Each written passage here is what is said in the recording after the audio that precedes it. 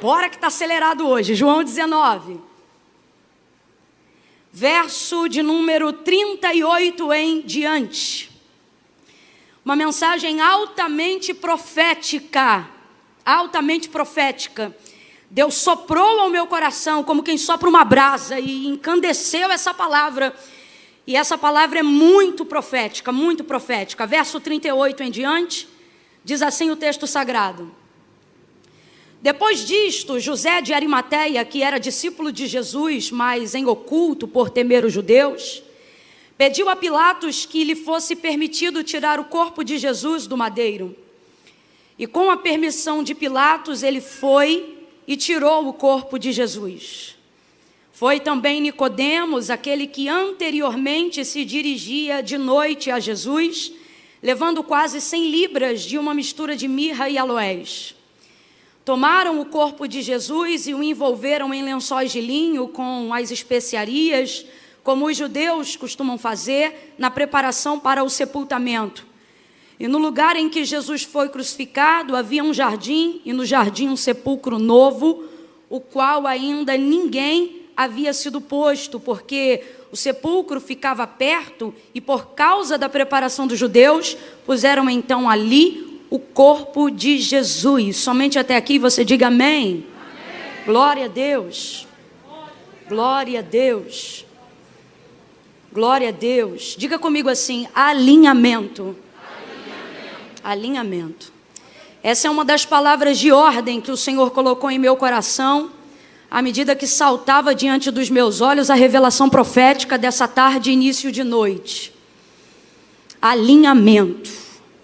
É impressionante como, apesar de João transcrever aqui no texto, que José de Arimateia era discípulo do Senhor. A gente sabe que essa escrita é de João, e João ele poderia, passivo de circunstâncias relacionais, sentimentais, coisas de gente humana, de carne e osso, né? Como eu e você, eximir, por exemplo, né, essa informação do texto, tirar essa informação do texto, a fim de não reconhecer o discipulado de José de Arimateia, uma vez que não havia nele uma predisposição de coragem o suficiente para, em público, manifestar a confissão da sua fé de que Jesus era o Filho do Deus vivo.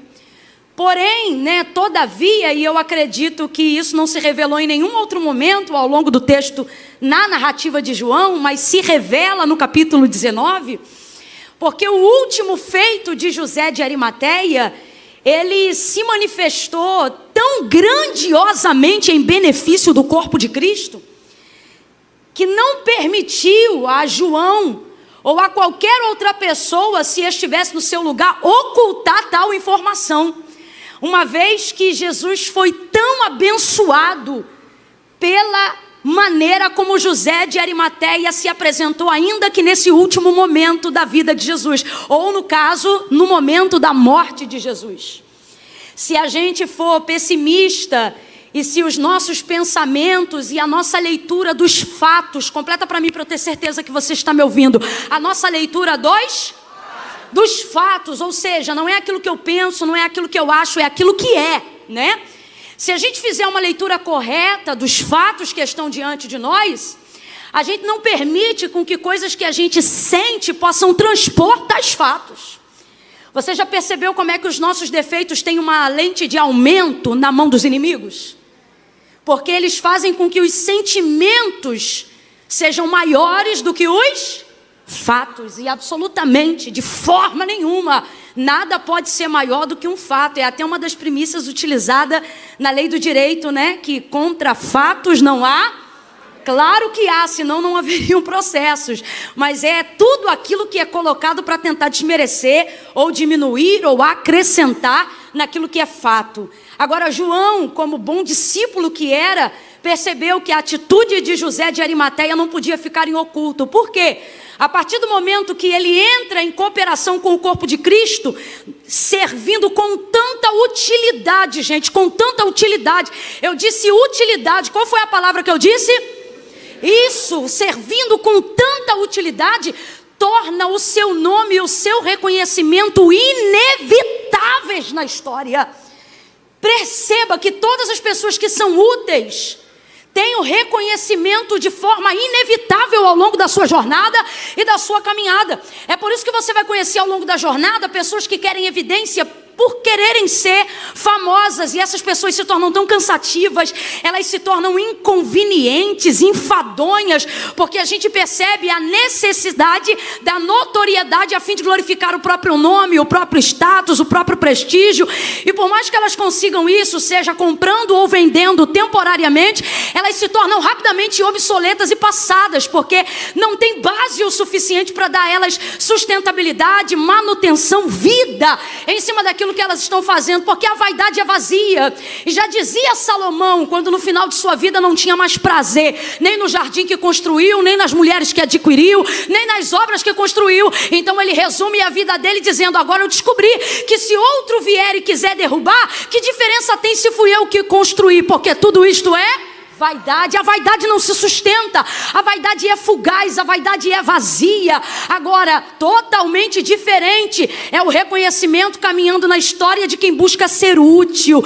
José de Arimateia vai agora, mesmo depois de um período de covardia, mesmo depois de um período de falta de prioridades, acerca de como ele regia a vida dele, porque você sabe, o texto diz e João revela, por que ele era reconhecido como um discípulo que seguia em oculto. O texto vai dizer, porque ele temia os judeus. E temia por quê? Porque assim como Jairo, ele era de patente alta. Veja, olha a pessoa que ele tem acesso direto, sem intermediário. Pilatos, ele é alguém que tem trânsito, seja no clero judaizante, ou seja entre os romanos. Ele é um empresário famoso, muito bem sucedido. Não falta pulseirinha VIP, a grosso modo, para todo mundo entender.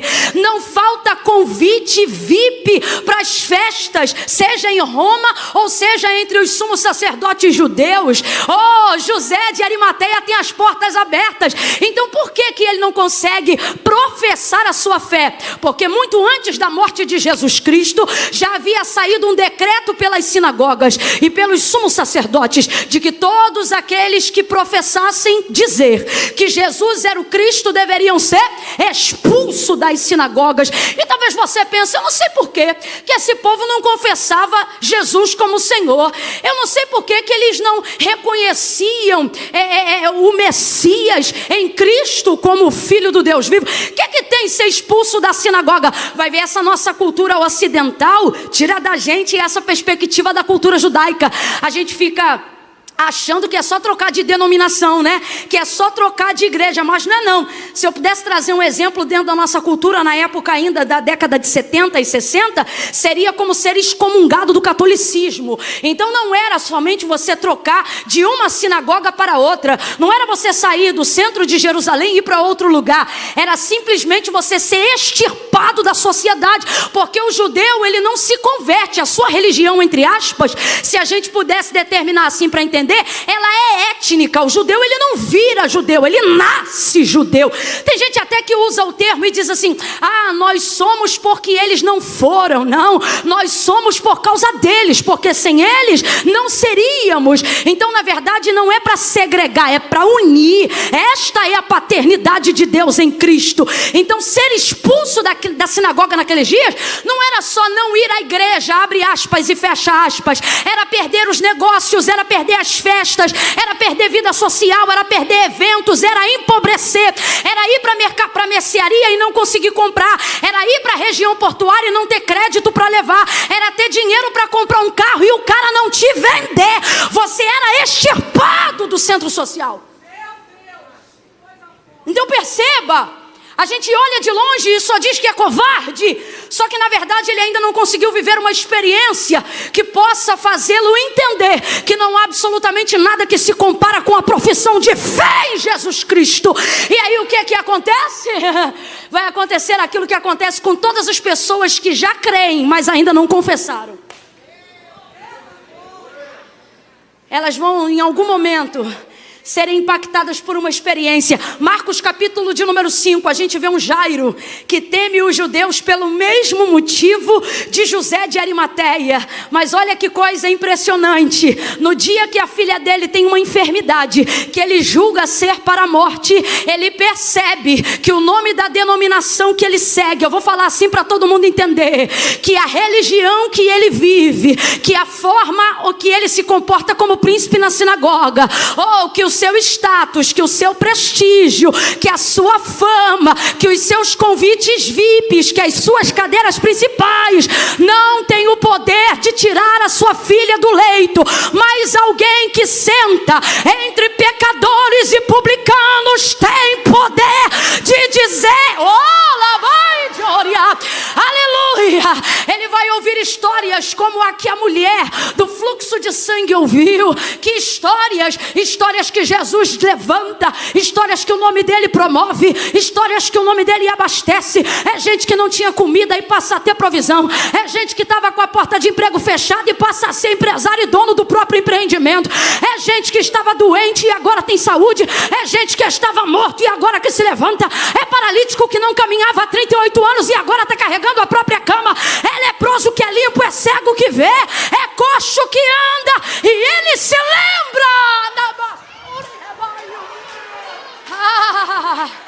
Ele se lembra que o título dele, a credencial dele, não tem absolutamente poder algum de tirar da cama a filha que ele tanto ama, a sua menininha. E então o que ele faz? Ele renuncia, porque ele sabe que para pedir Jesus para ir na sua casa, nesse comportamento ele já está tendo que renunciar todo o crédito social. Todo o crédito social. Para a gente entender aqui a grosso modo, naquele ano não ia ter churrasco. Naquele ano ele não ia ser convidado para a ceia de Natal, da casa de ninguém. Naquele ano quem comprava com ele não ia comprar mais, e quem vendia da mão dele não ia vender mais. Naquele ano o salário de príncipe ia ser riscado. Na sinagoga você não trabalha mais, Jairo. Só que a Bíblia diz que onde está o seu coração, ali também está o seu tesouro. O que vale mais, o status ou a vida de uma filha? O que vale mais, o que dizem sobre mim ou a paz dentro da minha casa? Irmãos, a opinião pública tem o poder de te influenciar, mas não tem o poder de te dar sono. A opinião pública, ela tem o poder de te influenciar, e tem o poder também de ser influenciada por você, mas elas não têm o poder de te libertar de algemas e nem de amarras. Eu sempre digo isso aonde eu passo: patrocinadores te dão sapato e só Deus te dá chão. Patrocinadores te dão colchão, só Deus te dá sono. Patrocinadores te dão roupa, só Deus te dá revestimento. E tudo isso vai de para onde o seu coração se inclina. Aonde estão as suas prioridades? O que de fato e de verdade é importante para você? Jairo percebe isso. E então o temor que ele tem dos judeus é reputado a nada diante do amor que ele tem pela filha. E isso estabelece uma conexão com Jesus, que vai até a sua casa e não cura apenas uma enferma, mas levanta uma morta. Porque a princípio ele chama ela para curá-la de uma doença, mas depois ele levanta ela da cama porque a menina já estava morta. Existem coisas que o tempo protela e deixa com que elas só se realizem depois, não para nos humilhar mais, mas para glorificar ainda mais o nome do Senhor. Volta para José de Arimateia. Se João chama ele de discípulo, isso não é pelo que aconteceu no Calvário, mas é pelo fato de andar à espreita nos lugares em que Jesus ministrava. Então ele ouvia a sua palavra, ele via a capacidade dos seus milagres, ele via a potência da sua glória, mas não reconhecia em razão de tudo isso. E aí, Camila, e aí que isso aqui quebra essa temática que você quer levar para a sua vida e para o seu coração, dizendo que o que importa é que Jesus sabe, mas não concorda. Porque não foi Camila, não foi judeu, não foi sacerdote nem sinagoga. Foi ele mesmo que disse, e ele não disse aquele que crê, mas ele disse aquele que crê e me confia confessa. Aquele que me confessar diante dos homens, eu também o confessarei diante do meu Pai que está no céu. E olha o que ele disse: mas aquele que se envergonhar. Presta atenção, gente. Ele diz aquele que não crê? Não, porque ele sabe que tem muito discípulo em oculto. O que é isso? Gente que crê, mas não confessa. E para entrar no céu, Camila, basta estar no meu coração filosofia humana, a filosofia bíblica e a palavra que o próprio Jesus, não foi João, não foi Pedro, não foi pastor e nem padre, Jesus disse foi: quem me confessar diante dos homens, também eu o confessarei naquele grande dia diante do meu Pai que está no céu. Mas aquele que se envergonhar. Por que envergonhar? Porque a maioria das pessoas que o amam, a maioria das pessoas que o servem, a maioria das pessoas que acreditam nele, não confessam nele, não porque não creem. Então veja, o problema não é falta de fé, o problema é excesso de vergonha. Você vem no culto porque crê, está aqui agora porque crê. Tem gente que vai ficar no segundo porque crê, outros que pegaram ônibus porque creem, gente que veio aqui hoje não para fazer uma social e nem porque estava entediado. Eu vou porque eu creio, e segundo a medida da sua fé, muitas bênçãos Deus tem te dado, mas a salvação ele não negocia. Aquele que me confessar diante dos homens, também será confessado por mim diante do meu Pai que está nos céus, disse o Senhor Jesus. Mas aquele que não crê, não crê, você crê. Você conhece o nome de um monte de santo, mas quando a coisa aperta, você chama o nome de um só, você crê. Você anda em um monte de lugar e conhece um monte de simpatia, mas quando a coisa aperta, é campanha de oração ao nome de Jesus que você faz. Então José de Arimateia, eu sei que você crê. Você não fica no baile até 3 horas da manhã, mas está careca de andar na vigília e virar um monte. Você crê, mas na hora de confessar, os negócios, os negócios, os amigos, os contratos, e o status, minha popularidade, meus esquemas na empresa.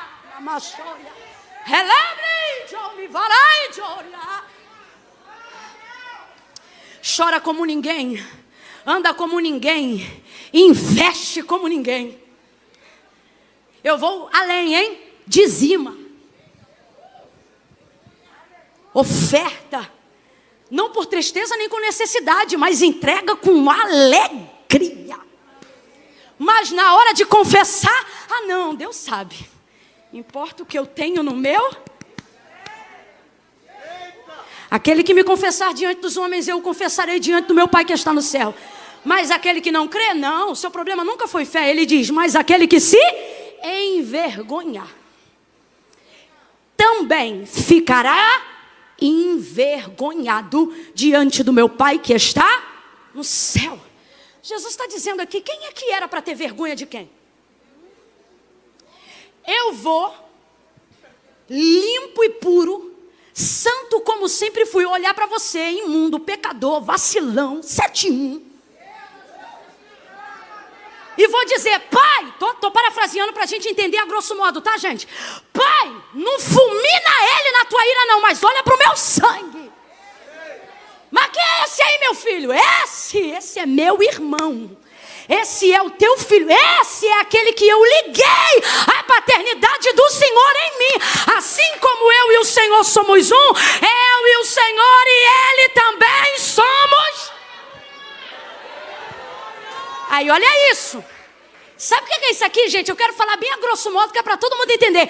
Isso aqui é você ser todo certinho, ser um santo, ser um homem de Deus, uma mulher de Deus abençoado, e tá com um vacilão do teu lado. E quando ele sai de perto de você por alguns instantes, porque ser visto com quem tem filme queimado, queima também o filme, né? Só que Jesus é aquele que não deixa o filme queimar.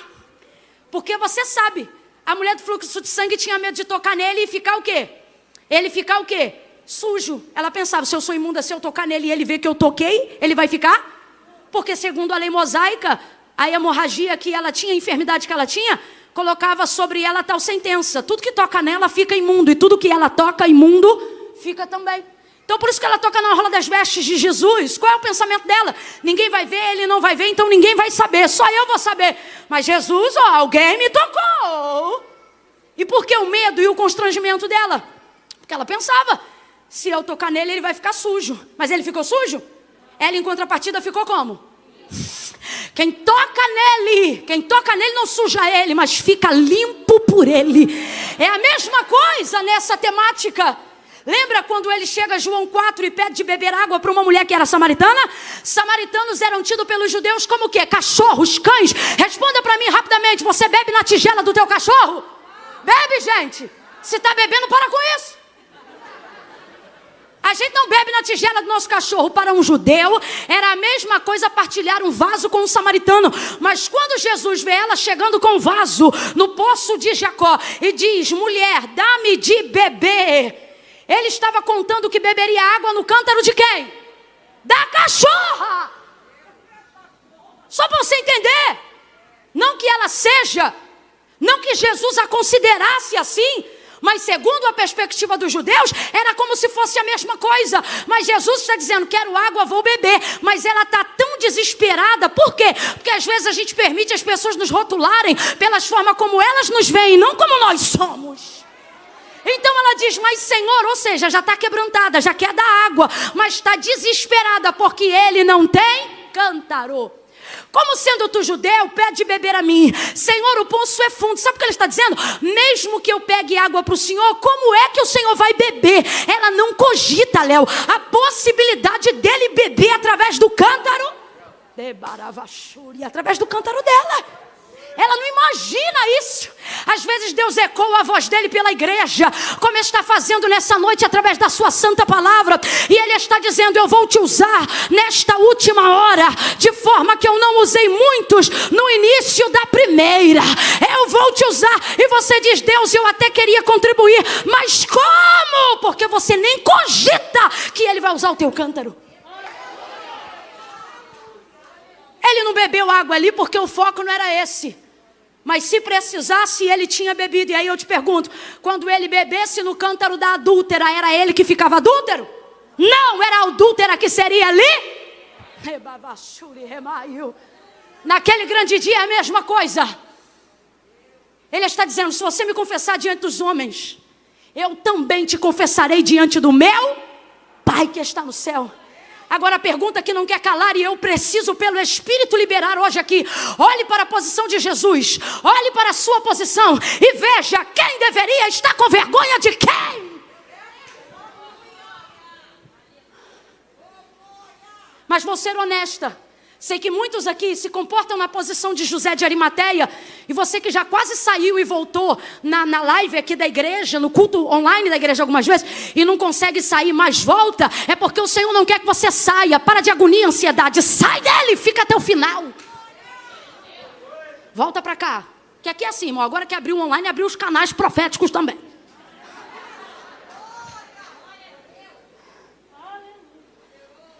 Muitos estão na condição de José de Arimateia, não porque sentem vergonha de andarem com Cristo, mas sentem vergonha de que Cristo seja visto com eles. Você já viu aquela galera que diz assim, era o meu caso. Não, Jesus é tão santo que quando eu resolver minha vida eu vou. Por quê? Porque eu não tenho vergonha de andar com ele, eu tenho vergonha de que ele seja visto andando comigo.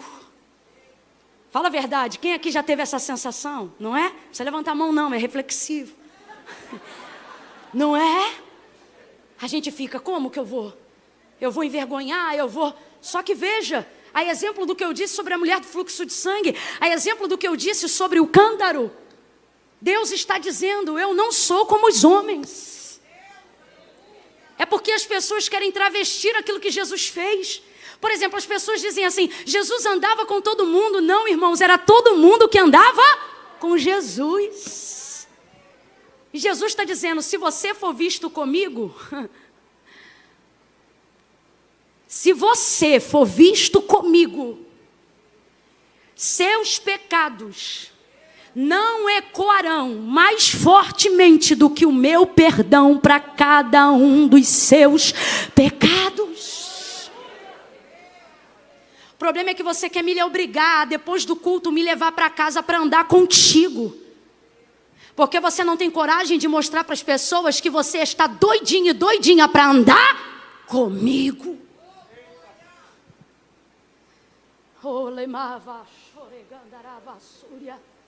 José de Arimateia vai chegar depois, mas vai chegar.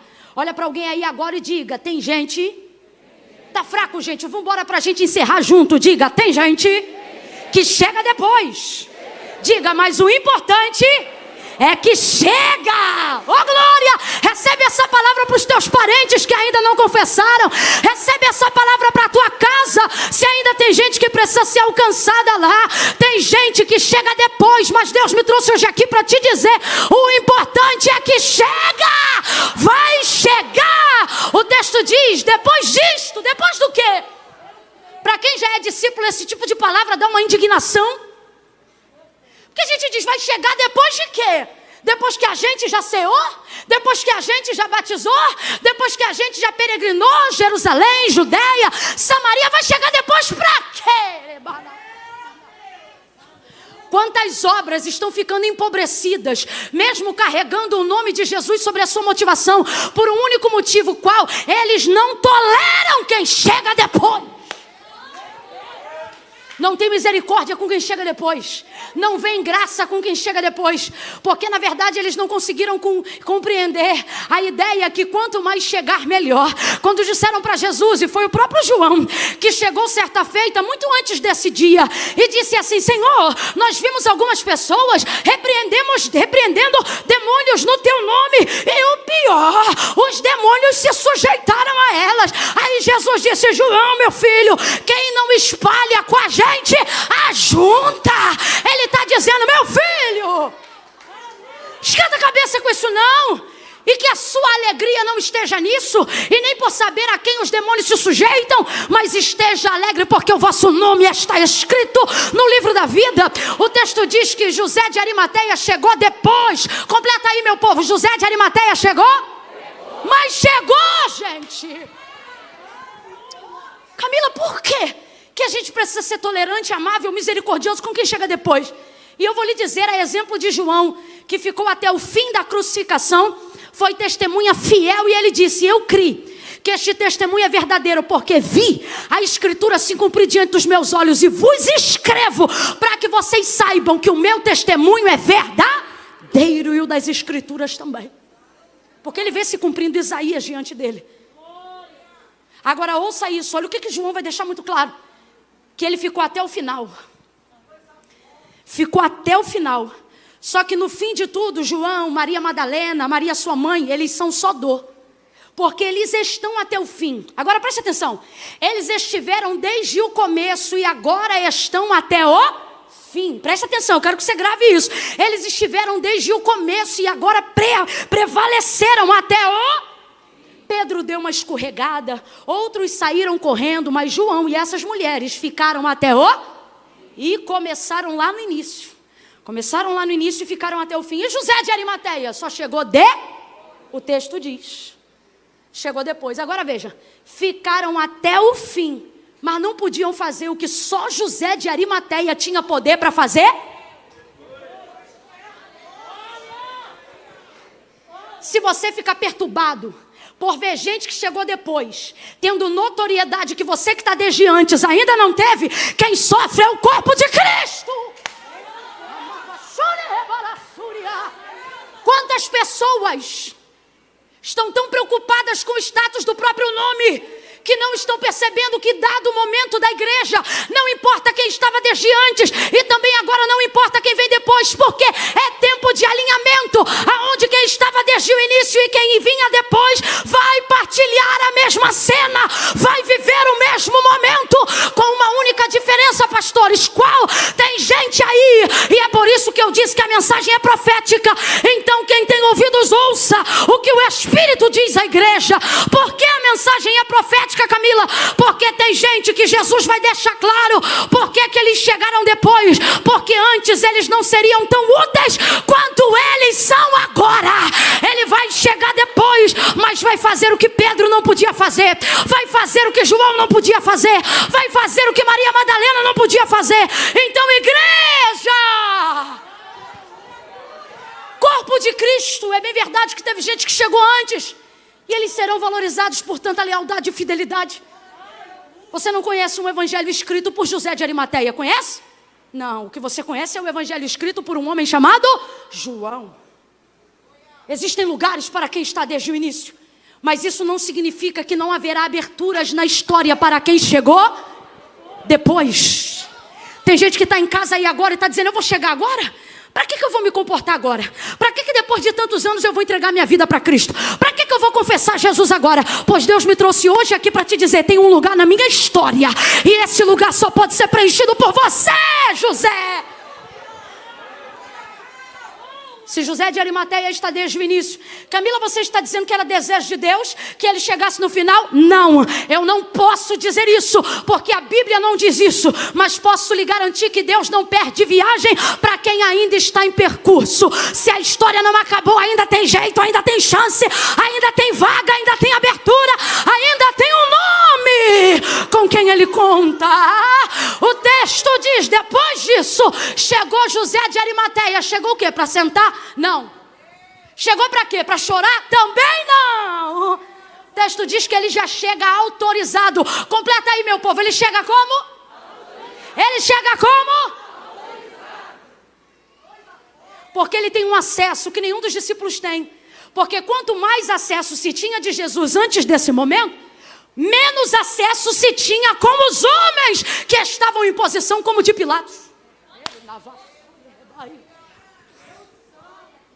A Bíblia diz que a vitória, segundo a perspectiva de um homem muito sábio chamado Salomão, não é dos fortes.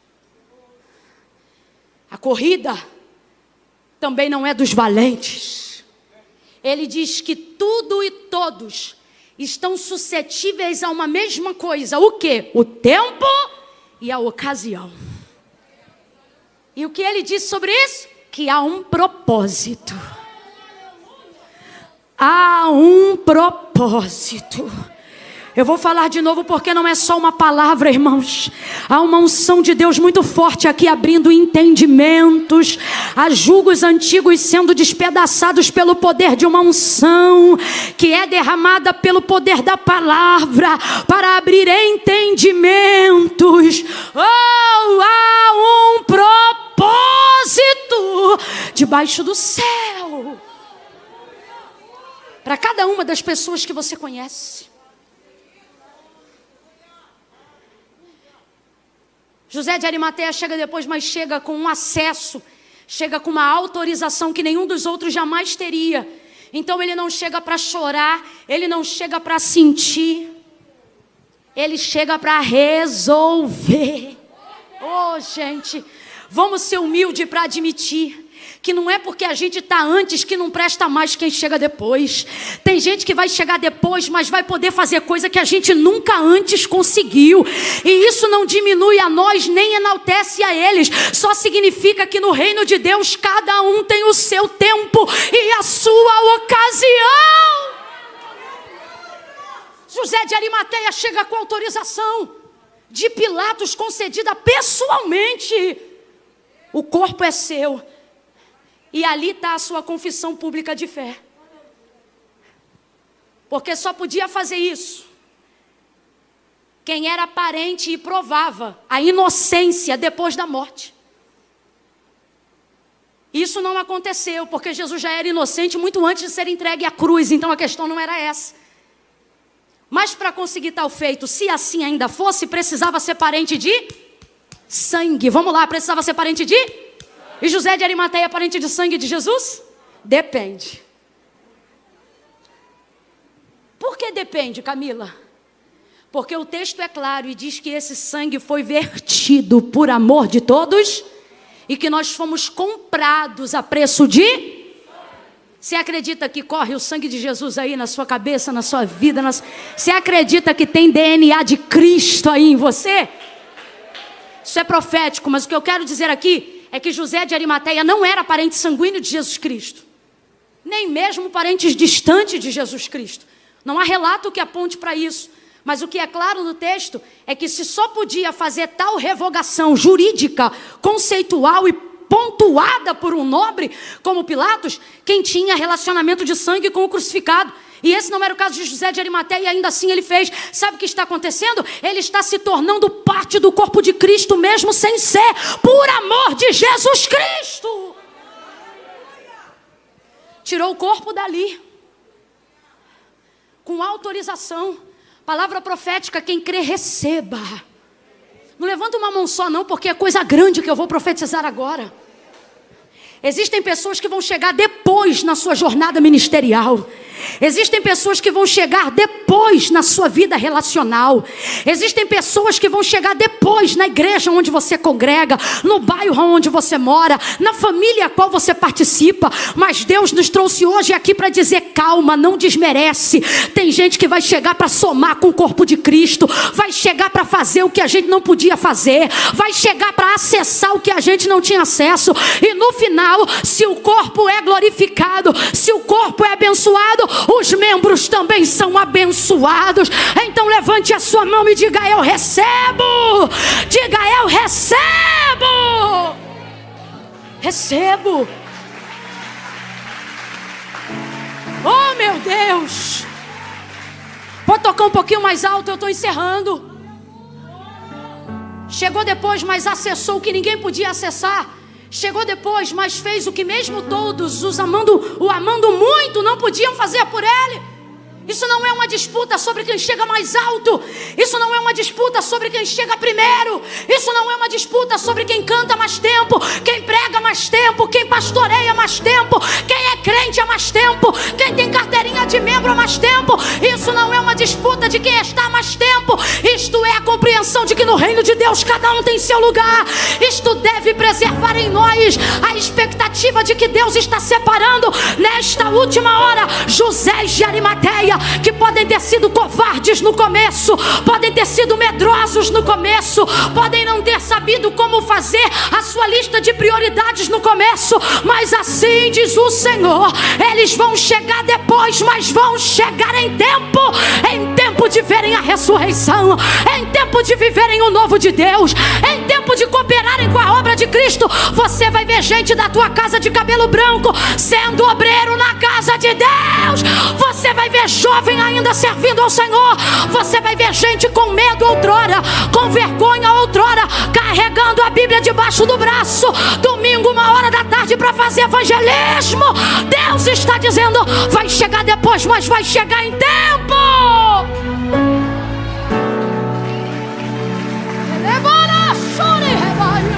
Aplauda mais forte se tem alguém na tua casa como José.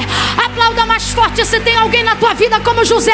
Aplauda por ele, glorifique por ele, chame o nome dele no Calvário. Oh Deus, traz o José. Fica de pé quem está debaixo dessa palavra. Fica de pé quem está de posse dessa palavra. Oh, gente.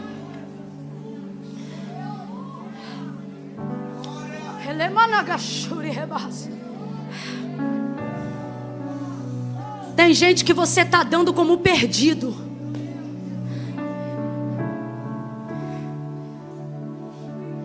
Depois disto, chegou José de Arimateia. Vamos falar a verdade.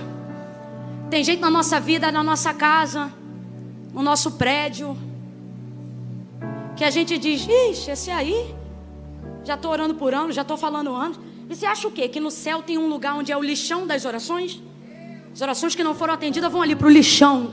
Rapaz, a Bíblia diz que não é assim que se lida com oração no Santo do Santo. E as lágrimas que você derramou? Você acha o quê? Que tem um valão de lágrimas no céu? que as suas lágrimas foram consideradas nada e jogadas como resto? Você acha que no céu tem esgoto para aquilo que não foi usado?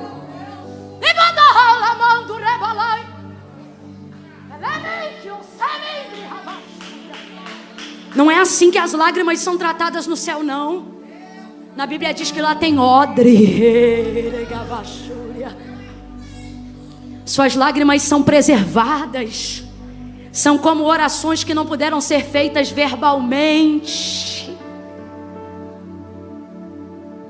Tem José na tua vida, tem José na tua casa, e eu vou além.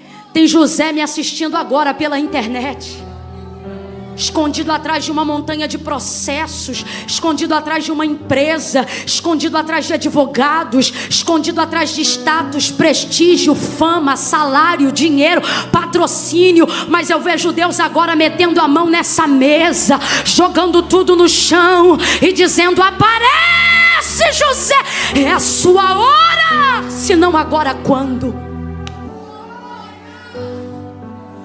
Tem José aqui hoje dentro da Devec Recreio.